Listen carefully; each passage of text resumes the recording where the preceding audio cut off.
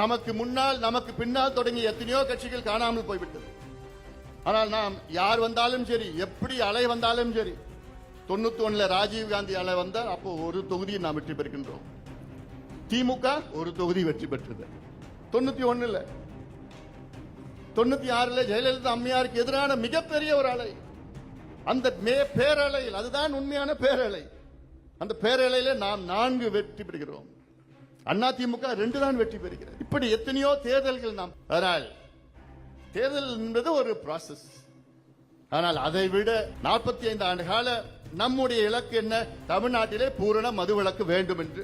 இதை சொல்வதற்கு கூட மற்ற கட்சிகளுக்கு பயம், தயக்கம்.